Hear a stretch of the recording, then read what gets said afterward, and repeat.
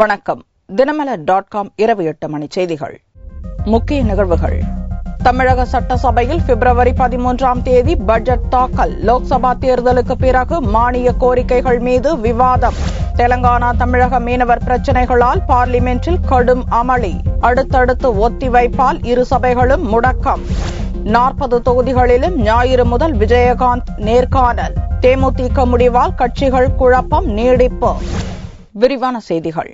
வரும் 13ஆம் தேதி சட்டசபை கூடுகிறது என்றும் அன்றைய தினமே பட்ஜெட் தாக்கல் செய்யப்படும் என்றும் சட்டசபை செயலர் அறிவித்துள்ளார். தமிழக சட்டசபை செயலாளர் ஜமாலுதீன் வியாழக்கிழமையன்று ஒரு அறிவிப்பை வெளியிட்டுள்ளார். தமிழக சட்டசபையின் அடுத்த கூட்டத்தை வரும் பிப்ரவரி 13ஆம் தேதி வியாழக்கிழமையன்று காலை 10 மணிக்கு தலைமைச் செயலகத்தில் சபாநாயகர் கூட்டியுள்ளார் என்றும் அன்று காலை 10 மணிக்கு 2014-15ஆம் ஆண்டிற்கான நிதிநிலை அறிக்கை அளிக்கப்படும் என்றும் அறிவித்துள்ளார். நிதியமைச்சர் பன்னீர்செல்வம் பட்ஜெட் தாக்கல் செய்யும் நிலையில் அதன் மீதான விவாதம் லோக்சபா தேர்தலுக்கு பின்னர் நடக்கும் என்பது குறிப்பிடத்தக்கது. இந்த ஆண்டிற்கான முதல் சட்டசபை கூட்டம் கடந்த ஜனவரி 30ஆம் தேதி கவர்னர் உரையுடன் துவங்கி பிப்ரவரி 3ஆம் தேதி வரை நடந்தது.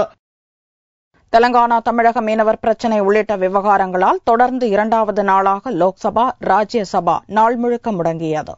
2 நாள் பார்லிமென்ட் முடக்கத்தால் மக்கள் வரிப்பணம் 7 கோடி ரூபாய் வீணாகியுள்ளது.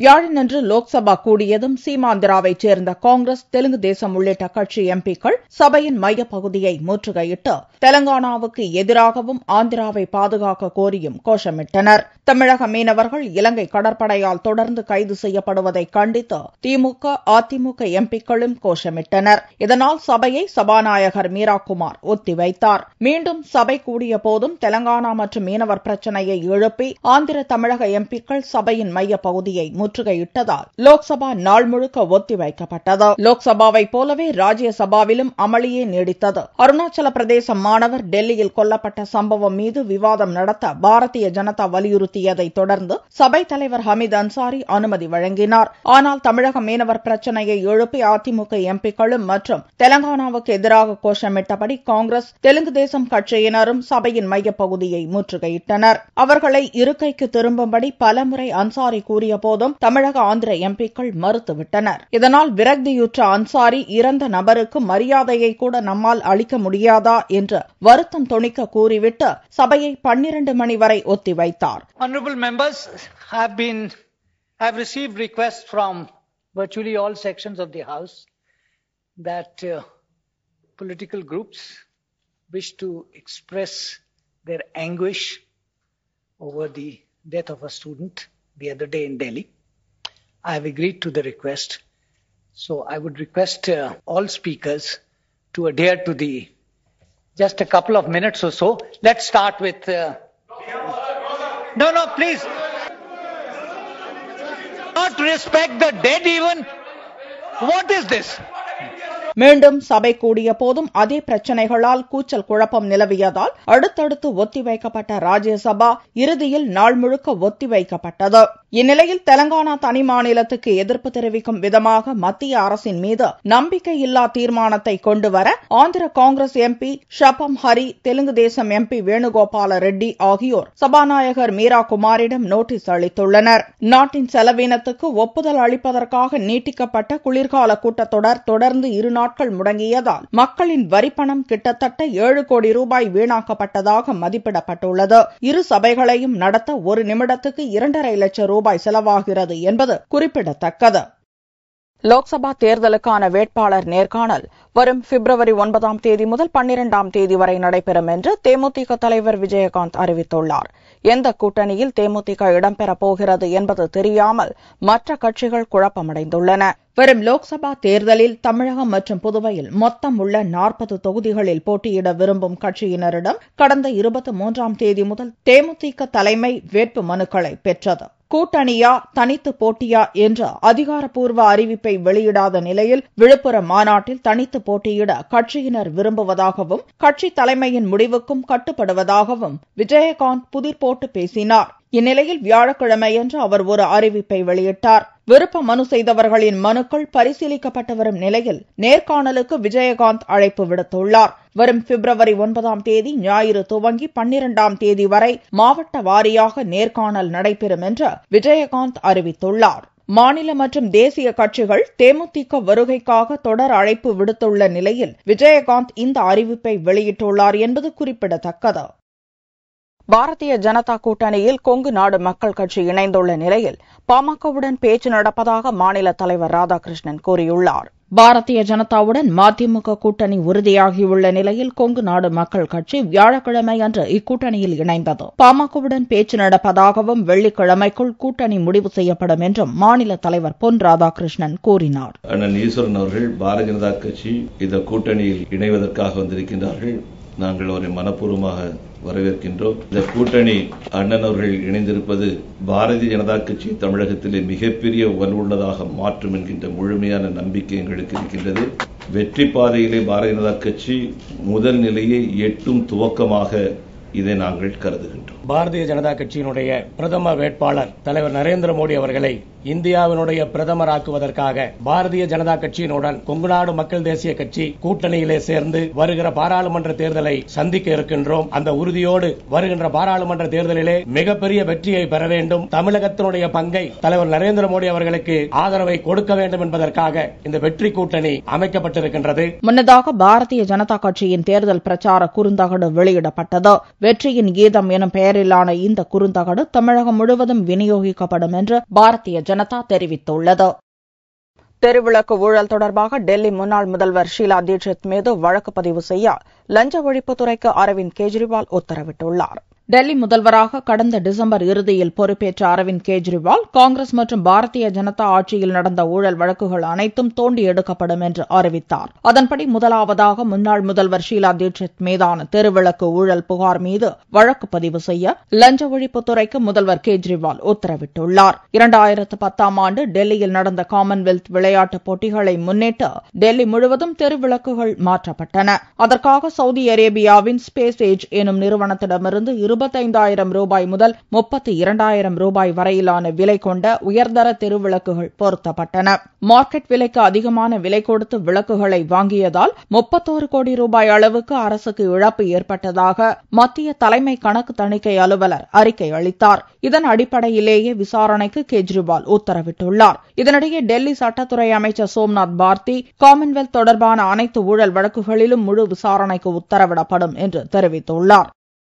இனவிரோத தடுப்புச் சட்டத்தை கொண்டு வரக்கோரி வடகிழக்கு மாநிலங்களைச் சேர்ந்த மாணவ மாணவிகள் டெல்லியில் போராட்டத்தில் ஈடுபட்டனர். அருணாச்சல பிரதேசத்தைச் சேர்ந்த எம்எல்ஏவின் மகன் நிட்டோ தானியா டெல்லியில் கடந்த 30ஆம் தேதி லஜ்பத் நகர் மார்க்கெட்டில் வியாபாரிகளால் தாக்கப்பட்டு இறந்தார். மாணவன் கொல்லப்பட்டதை தொடர்ந்து டெல்லியில் வசிக்கும் வடகிழக்கு மாநிலத்தவரின் பாதுகாப்பை உறுதிப்படுத்த கோரியும் இனவிரோத ஒழிப்புச் சட்டத்தை கொண்டு வர கோரியும் டெல்லி ஜந்தர் மந்தரில் போராட்டம் நடந்தது. இதில் ஏராளமான வடகிழக்கு மாணவ மாணவியர் கலந்து கொண்டனர். हम चाहते कि हम नोटिस वालों को जस्टिस मिले, कि हमें एंटी रेशियल डिस्क्रिमिनेशन लॉ मिले, ताकि जब ऐसा रेशियल अटैक हम पर होता है कि हम पर गवर्नमेंट का ये मतलब विश्वास रहे कि गवर्नमेंट हमें बचाएगा और पुलिस भी हमारा देखभाल करेगा. जैसे कि जब पुलिस स्टेशन जाते हैं, जब नोटिस वाले जाते हैं, उनको बस इग्नोर कर दिया जाता है, कुछ बहाना वहाना मार के बस भगा देते हैं. They just raise the case there and then. They don't even register an FIR or any case. It's like, are we not even Indian to them? இதனிடையே டெல்லியில் தொடரும் வடகிழக்கு மாநிலத்தவர் மீதான தாக்குதல் சம்பவங்களை தடுப்பது மற்றும் அவர்களது பாதுகாப்பை உறுதி செய்வது குறித்து ஆராய்வதற்காக மத்திய அரசு 6 பேர் கொண்ட குழுவை அமைத்துள்ளது. 2 மாதங்களுக்குள் அந்த குழு மத்திய அரசிடம் அறிக்கை அளிக்கும். இந்நிலையில் காங்கிரஸ் துணைத் தலைவர் ராகுல் மத்திய உள்துறை அமைச்சர் சுஷில்குமார் ஷிண்டேயை சந்தித்து வடகிழக்கு மாநிலத்தவர் துன்புறுத்தப்படுவதை தடுத்து நிறுத்துவதற்கான நடவடிக்கைகள் குறித்து ஆலோசனை நடத்தினார்.